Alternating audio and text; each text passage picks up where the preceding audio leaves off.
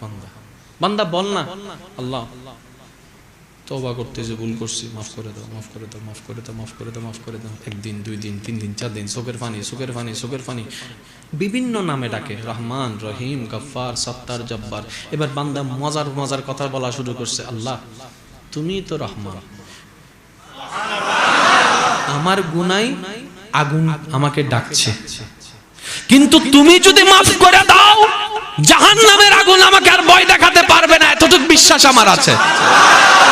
বান্দা বলছে আল্লাহ তুমি তো গফফার, তুমি তো সত্তার, তুমি তো জব্বার, আল্লাহ তুমি যদি একবার মাফ করে দাও আমার হিসাব নেওয়ার কেউ নাই, তুমি যদি একবার মাফ করে দাও জাহান্নামের ফেরেশতা মালিক আমাকে ভয় দেখাতে পারবে না, তুমি যদি একবার মাফ করে দাও জাহান্নামের সবকে আমি ভয় করি না, আল্লাহ তুমি একটু মাফ করে দাও না, তুমি একটু মাফ করে দাও না। আল্লাহ বলে যে বান্দা তোর তো গুনাহ অনেক বেশি, তোর তো গুনাহ অনেক বেশি, তোর তো গুনাহ অনেক বেশি, 50 বছরে তো 50 লাখ টাকা গুনাহ তুই করছস। এবার বান্দা বলে যে আল্লাহ আমার গুনাহ 50 লাখ, একটা সীমা আছে, কিন্তু তোমার রহমতের তো কোনো সীমা নাই, তোমার রহমতের তো কোনো সীমা নাই। আমার 50 লাখটা গুনাহ তোমার একটা রহমতের সামনে কিচ্ছুই না।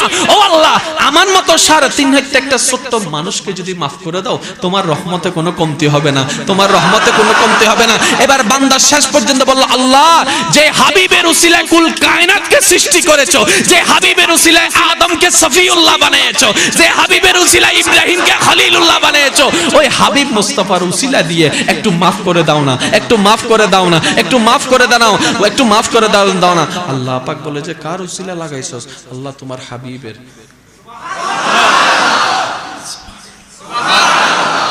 কয় বছরের গুনাহ? কে করবে আপনাকে এরকম সুযোগ? কে দিবে? তো প্রেম তার সাথে করবেন না তো কার সাথে করবেন? নিজেকে প্রশ্ন করেন। আমি বলছি না আপনাকে কাউকে সাথে প্রেম করতে, আমি বলছি না, কিন্তু আমি শুধু এতটুকু বলছি সুন্দর যদি জীবন চান আল্লাহ এবং নবীর সাথে প্রেম করুন। জীবনের যদি স্বাদ চান আল্লাহ এবং নবীর সাথে প্রেম করুন। হযরত আইয়ুব পয়গম্বরের কথা আপনারা আমরা সবাই জানি, একটু বলেন না। 1 দিন 2 দিন নয়, দীর্ঘ অনেক বছর।